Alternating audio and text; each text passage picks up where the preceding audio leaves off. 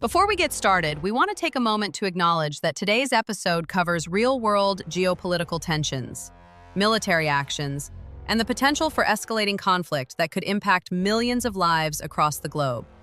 The situation involving Iran, the United States, and the broader Middle East is evolving rapidly. And while we aim to break it down in a way that's clear and honest, we also recognize that these are serious developments with real human consequences. This is not just politics. This is people, economies, and lives potentially hanging in the balance. As always, the views expressed in this episode are for discussion, analysis, and perspective. We encourage you to think critically, question everything, and form your own conclusions as more information continues to come out. The goal here isn't to tell you what to think. It's to give you something to think about. There's a moment right before something big happens where everything feels quiet. Not calm, just quiet. Like the air gets heavier, conversations get shorter, and the headlines stop screaming quite as loud. But not because things are getting better, because something is shifting underneath it all. And right now, that's exactly where we are. The United States has positioned itself directly against Iran in a way we haven't seen in years, not through loud declarations of war, but through calculated moves, controlled pressure, and a presence that says everything without needing to say much at all. A naval blockade isn't a headline you just scroll past. It's a statement. It's not diplomacy, it's not negotiation, it's enforcement. It means lines are being drawn in real time, and the room for error gets smaller by the hour. And while most people are going about their day, work, bills, life, there's an entirely different game being played on the other side of the world, one that directly impacts everything from gas prices to global stability. Because when shipping lanes tighten and military warnings turn into standing orders, the ripple effect doesn't stay overseas. It hits your wallet, your job, and your future. And here's the part that doesn't sit right with a lot of people. It feels like we're being given just enough information to stay aware, but not enough to fully understand what's actually happening. You hear tension, you hear response, you hear positioning. But what does that really mean? How close are we to something bigger? Are we watching a situation being controlled, or one that's slowly getting out of control behind the scenes? Because history has shown us that the biggest moments don't always start with explosions. They start with quiet decisions that don't make sense until it's too late. So tonight, we're not just asking what's happening. We're asking what's not being said. Is this a strategic show of strength meant to prevent conflict? Or is this the early stage of something that's already in motion? Because if there's one thing we've learned, it's this. By the time it feels real to everyone, it's already been real for a while. And right now, it feels like we're standing in that exact moment. All right, let's bring in the crew tonight, because if there's ever a topic that's going to split the room, light a fire, and probably make at least one person question reality before we're done, this is it. We're talking about Iran. We're talking about military pressure. And we're talking about a situation that feels a whole lot bigger than what's being said out loud. So yeah, this one's going to get interesting real quick. Brian's in the building, and I already know where he's going with this. He's coming in full throttle, zero hesitation, probably halfway ready to deploy the entire fleet himself if you gave him the keys for about 10 minutes. He's going to be talking strength, dominance, don't blink first, and I guarantee at some point he's going to say something that makes you go, all right, that's aggressive, but also not entirely wrong. Classic Brian. Subtlety is not in the vocabulary, but conviction definitely is. Rachel's here, bringing what I'll call the hold on a second energy, because while everyone else is ready to sprint toward conclusions, she's going to slow it down, ask the questions people should be asking, and probably point out the part of this that doesn't quite add up. She's not buying headlines at face value, she's not jumping to worst-case scenarios, but she's also not ignoring the fact that something real is happening here. She's going to walk that line between concern and clarity, and honestly, that's probably where most people actually sit, whether they admit it or not. Daniel's ready. which means somewhere in the middle of this conversation, we're about to take a turn into wait, what territory? And I mean that in the best way possible. Because while everyone else is looking at what's happening on the surface, Daniel's already 10 layers deep asking who benefits, what's being coordinated, and what we're not being told. He's going to connect dots that may or may not exist, but I'll tell you this, every once in a while, he hits something that makes the whole room go real quiet. And then there's Skylar. And you already know she's not letting any of this go unchecked. She's coming in from the other side of the aisle, pushing back on the narrative, questioning the motives, and probably calling out what she sees as overreach, escalation, or straight-up unnecessary tension. Where Brian sees strength, she might see provocation. Where Daniel sees hidden strategy, she might see dangerous assumptions. And that back and forth, that friction, that's where this conversation actually gets real. And me, I'm right in the middle of it tonight. Because this isn't just another headline. This is one of those moments where you can feel something building, even if you can't fully see it yet. So we're going to break it down. We're going to challenge it from every angle. And by the end of this, you might not have all the answers, but you're definitely going to be asking better questions. All right, let's get into it. Because this isn't one of those stories you can just brush past and come back to later. This is happening right now, in real time, and the implications of it are a lot bigger than what most people are being told. The United States has effectively drawn a hard line with Iran through a naval blockade, something that doesn't get thrown around lightly. And at the same time, you've got warnings being issued that any aggressive movement from Iranian forces will be met with immediate force. Now, on paper, that sounds like control. It sounds like strategy. It sounds like we're holding the line and keeping things contained. But history has a funny way of showing us that when you start stacking pressure like this, military presence, economic pressure, public warnings, it doesn't always stay contained. Sometimes it holds, and sometimes it's just the beginning of something bigger. And what makes this even more complicated is how quiet it feels, compared to how serious it actually is. You would think something like this would dominate every headline, every conversation, every network. But instead, it's almost like it's sitting just under the surface. Mentioned but not fully explained. Covered but not deeply explored. And that's where people start asking questions. Because when something this significant feels managed, it raises the possibility that either this is a calculated move designed to prevent escalation, or it's part of a situation that's already further along than the public realizes.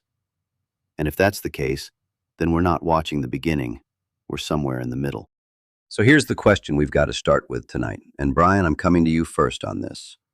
When you look at what's happening right now, do you see this as controlled strength? A necessary show of force to keep things from getting worse? Or does this feel like the kind of pressure that eventually forces a response, whether we're ready for it or not? Because there's a difference between preventing conflict and setting the stage for one. And right now, it's getting harder to tell which one we're actually looking at. Look, I'm going to say this straight because dancing around it is exactly how situations like this spiral out of control.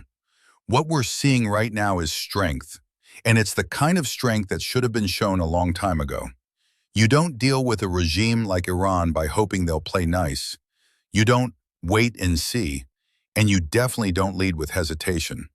A naval blockade isn't reckless, it's a message.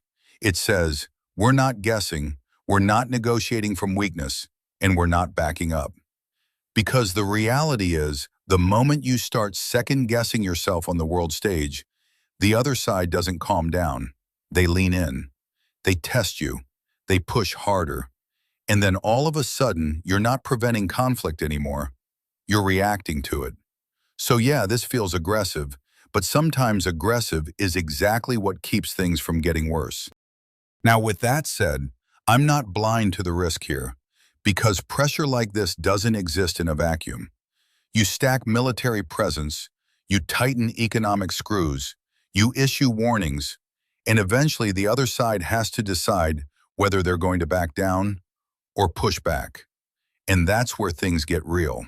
Because if Iran decides to test that line, even just a little, you're not talking about headlines anymore, you're talking about action.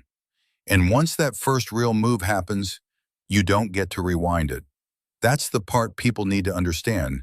This isn't a game of strategy on paper. This is real-world consequence. So do I think this is necessary? Yeah. Do I think it's controlled? Right now, yes. But the margin for error just got a whole lot smaller. And if anyone miscalculates, even slightly, this thing doesn't stay controlled for very long. Brian, that's exactly why this story makes people uneasy. Because what you're saying makes sense on paper. There is a real argument for strength, for drawing a line, and for making sure a hostile regime knows the United States is not going to sit back and play defense while the threat keeps growing. I agree with you on that part. Weakness invites pressure, and hesitation can absolutely make things worse. But where I think this gets uncomfortable is that strength only works as long as everybody involved understands the line the same way. The problem is, once military pressure starts stacking up like this, you're no longer just dealing with policy. You're dealing with pride, perception, retaliation, and the very real possibility that somebody on one side or the other makes a move based on emotion, ego, or bad intel. That's where controlled can turn into "we lost the room" real fast. And that's the part I don't think enough people are saying out loud. Because the truth is, I don't think most Americans are looking at this and feeling reassured. I think they're looking at it and wondering whether this is a show of force that keeps the lid on, or the first step toward the lid blowing off. And that's where I want to bring Rachel in, because she tends to live in that space between what's being said and what actually makes sense. Rachel, when you look at this situation, do you think this is a calculated move designed to prevent something bigger from happening? Or does a blockade like this almost guarantee that the tension gets worse, no matter how disciplined the strategy looks from the outside? I understand the argument for strength. I really do. And there's truth in what Brian is saying about deterrence and not showing weakness on the global stage. But where I think people need to slow down just a little bit is in assuming that every show of force automatically leads to control. Because history doesn't always support that. There are plenty of examples where pressure didn't stabilize a situation. It escalated it, sometimes in ways that no one fully intended at the start. And that's what gives me pause here. A naval blockade, by definition, isn't just symbolic. It disrupts, it provokes, and it forces a reaction. The question isn't just whether we look strong. The question is whether the response we're trying to prevent is actually being made more likely by the way this is unfolding. And then there's the information gap, which I think is just as important. Because like you said earlier, this feels managed. We're getting pieces of the story, but not the full picture. And that creates a kind of uncertainty that's hard to ignore. What's the long-term objective here? Is this about forcing Iran back to negotiations, containing something specific, or preparing for a larger shift in strategy? Because without that clarity, people are left trying to interpret actions without understanding the intent behind them. And that's where concern starts to grow, not necessarily because something has already gone wrong, but because it's hard to tell how close we are to a line that, once crossed, changes everything. So I'm not saying this is reckless, but I am saying it's serious. And serious situations deserve more transparency than what we're seeing right now. Rachel, that's exactly the tension right there. The difference between what something is supposed to do and what it actually ends up doing once real-world variables get involved. Because in theory, a move like this is meant to create stability through strength, to apply just enough pressure that the other side backs off without pushing things over the edge. But in reality, like you said, once you introduce disruption at this level, a blockade, military positioning, warnings, you're not just controlling outcomes anymore, you're influencing behavior. And behavior, especially on a global stage, doesn't always follow a clean script. I agree with you on the transparency piece too, because that's where people start to feel disconnected from what's actually happening. When something this serious feels like it's being drip-fed instead of fully explained, it creates that uneasy middle ground where nobody quite knows how concerned they should be. And that uncertainty can be just as powerful as the situation itself.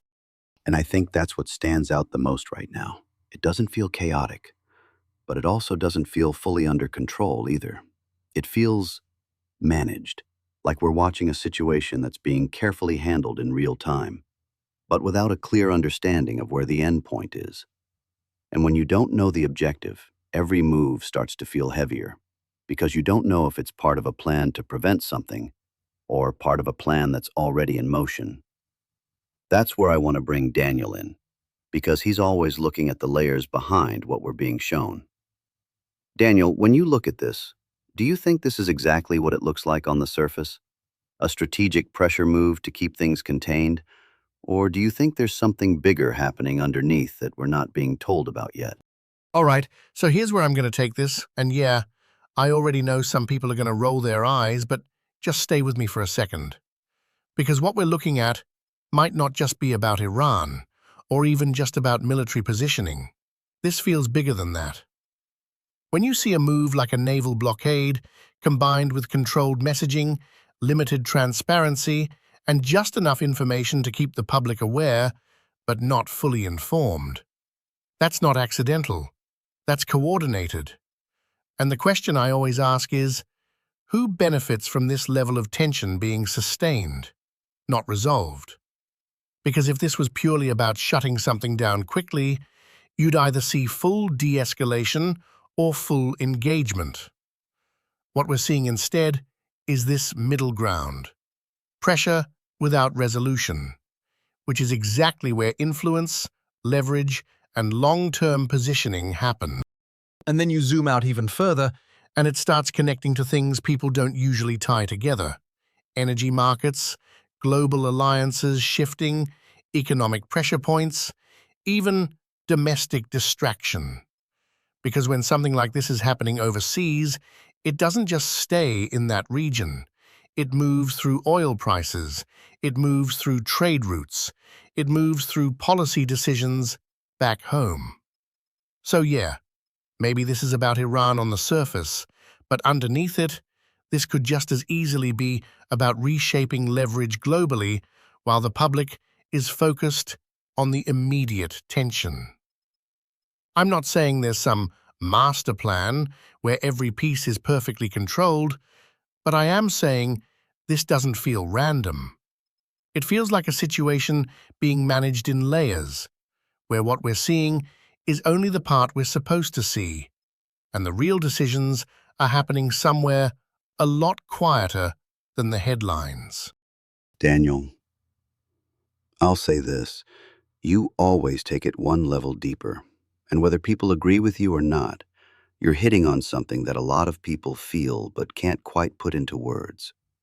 Because when a situation looks this controlled on the surface but carries this much weight underneath, it naturally raises the question of what else is tied into it.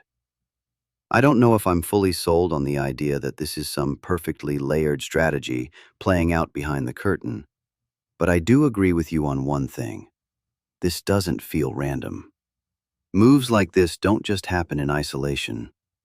There are too many variables, military, economic, political, for this to be a one-dimensional situation. And when you start connecting those dots, even loosely, it does make you step back and ask whether what we're seeing is the full picture, or just the part that's meant to keep the public oriented while bigger decisions are being made elsewhere. But here's where I think the balance comes in, because it's easy to go too far in either direction. On one side, you've got people saying this is all perfectly controlled, nothing to worry about, trust the process. On the other side, you've got the idea that everything is part of some larger, coordinated strategy that the public isn't meant to fully understand. And the truth probably sits somewhere in the middle. This is strategic, this is intentional, but it's also unpredictable. Because once you start applying this level of pressure, you're not just controlling your own moves anymore. You're reacting to someone else's. And that's the part that keeps this from being a clean situation. Because no matter how well you plan it, you can't fully control how the other side responds. And that's where things can shift fast. So Skylar, let me bring you in here because I already know you're going to challenge this from a completely different angle. When you look at what's happening right now, the blockade, the military positioning, the warnings, do you see this as necessary pressure to prevent something worse? Or do you see this as the kind of escalation that risks creating the very conflict it's supposed to avoid? Because depending on how you view it, this is either controlled strength or a dangerous line that we may already be closer to crossing than people realize. I'm going to be honest. I don't see this as controlled strength. I see this as escalation dressed up to sound responsible. Because when you strip away the language, positioning, deterrence, pressure, what you're left with is a military move that restricts another country's access, threatens force, and raises the stakes for everyone involved. A naval blockade isn't neutral. It's aggressive by definition. And historically, actions like that don't reduce tension, they increase it. And what concerns me is how quickly people jump to framing this as necessary, without really questioning what the long-term consequences look like. Not just militarily, but for civilians, for global stability, and for the people who are going to feel the effects of this without ever having a say in it. And then there's the part that keeps getting overlooked in conversations like this. The human cost and the ripple effect. Because while we're debating strategy and strength, there are real people in that region who are now living under the pressure of potential conflict escalating. And there are people here at home who are going to feel it through rising costs, economic instability, and uncertainty. We've seen this pattern before. Decisions made at the top, justified as necessary, and then years later, we're still dealing with the consequences. So from my perspective, this isn't about being soft or weak. It's about recognizing that escalation isn't a clean tool. It's unpredictable. And once it starts moving, it doesn't always stop where you intended it to. And that's why I think this deserves a lot more caution than what we're seeing right now. Skylar, and that's exactly why this conversation matters. Because what you're saying is the part that doesn't get talked about enough when things are framed strictly as strategy and strength. You're right. A blockade isn't neutral. It's not passive, and it absolutely changes the environment the moment it's put in place. I think where people split, and where this entire conversation has lived tonight, is in how they define necessary. Because for some, necessary means doing whatever it takes to prevent a larger threat from growing, even if it carries risk. For others, necessary means exhausting every possible path before you even get close to something that could escalate. And the truth is, both sides are reacting to the same reality. They just see the risk differently. One sees the danger of not acting. The other sees the danger of acting too far. But I'll tell you where I land on this, and it's probably somewhere right in the middle of everything we've heard tonight. I do believe this is strategic. I don't think this is random, and I don't think this is being done without intention. But I also don't think this is as controlled as it's being presented to the public. Because once you introduce this level of pressure, military, economic, psychological, you're no longer operating in a closed system. You're depending on another actor to respond exactly how you expect them to. And history has shown us that doesn't always happen. That's where things get unpredictable, and that's where situations that start as measured can turn into something a lot bigger, a lot faster than anyone planned. And I think that's the takeaway tonight. This isn't a clean situation. It's not black and white. It's not good versus bad. And it's definitely not something you can reduce down to one headline or one narrative. This is layered. It's evolving. And whether you see it as strength, escalation, or something happening behind the scenes, one thing is clear. This matters. And it's not as far removed from your life as it might seem. Because what happens over there doesn't stay over there. It moves through markets, it moves through policy, and eventually, it shows up right here at home. All right, we're going to take a quick turn here, reset the tone just a bit before we close this thing out. Because if there's one thing we've learned tonight, it's that the world might be getting heavier. But that doesn't mean you can't still enjoy the little things in it. All right, if you've been riding with us through that conversation, and yeah, that was a heavy one, this is where we take a quick step back and bring it down to something a little more grounded, something you can actually control. If you haven't checked it out yet, the Data and Dissonance merch store is officially live, and it's built for exactly the kind of people listening right now. the ones who think for themselves, question what they're told, and aren't afraid to stand on their own perspective. We're talking everything from hoodies and tees to hats, mugs, and stickers, all designed to represent the mindset behind this show. Speak truth, stir thought. And of course, we've got the coffee lineup ready to go too. Because let's be real, if you're keeping up with everything happening in the world right now, you're gonna need it. Whether you're into the lighter, smoother High Lakes light roast, the balanced Rock Creek medium, or the bold, no-nonsense Bitterroot dark French roast, there's something there to match your pace, no matter how you start your day. So if you want to support the show, represent what we're building here, and get something real out of it at the same time, head over to the merch store and check it out. data-and-dissonance.printify.me. Now, let's bring it home. You know, what stands out to me the most after everything we just talked about tonight isn't just the situation itself, it's how familiar this feeling is. Not the exact details, not the exact players, but the feeling. That sense that something important is happening, something that could shape a lot more than what's being said. And yet most people are left trying to piece it together from fragments.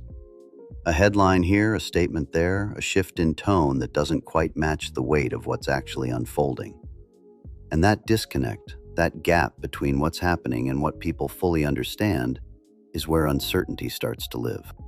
Because whether you see this as strength, escalation, or something happening behind the scenes, there's one truth that cuts across all of it.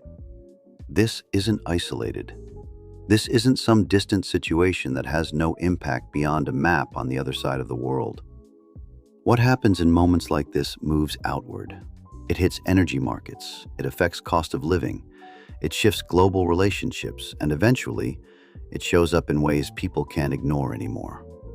And by the time it reaches that point, it's already been in motion for a while. That's why conversations like this matter, not because we have every answer, but because asking the right questions early is how you stay aware of what's coming.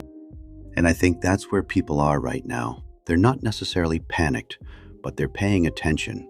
They're watching how this is being handled. They're listening to what's being said. And just as importantly, they're noticing what's not being said. Because in situations like this, silence can be just as telling as action.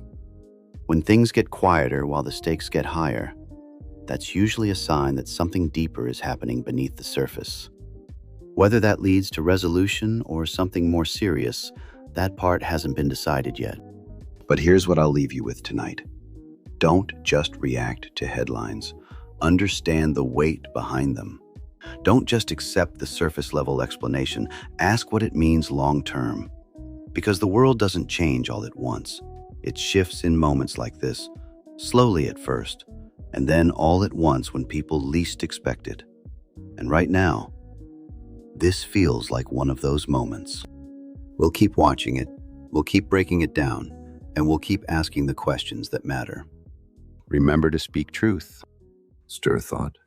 Tonight's episode is brought to you by the Caleb Rourke Thriller series, a story that lives in the same kind of tension we've been breaking down all night, where the truth isn't obvious, the stakes are real, and every decision carries weight. If you haven't jumped in yet, start with the Covenant Protocol, then move into the Prophet Directive, and now continue the story with Black Echo Rising, which is officially out and takes everything to the next level as the pressure builds and the bigger picture starts to come into focus. And if you want to carry that same energy beyond the episode, the music is out there too. Whether it's the raw, gritty tone of Uncaged or the more grounded, storytelling feel of Four Wheelers and Hallelujah, it's all built around the same idea. Real life, real emotion, and something you can actually connect to. You can find all the links for the books, the music, and everything we've got going on right now right in the episode description. Because whether it's through stories or sound, it all comes back to the same thing: seeing the world for what it really is.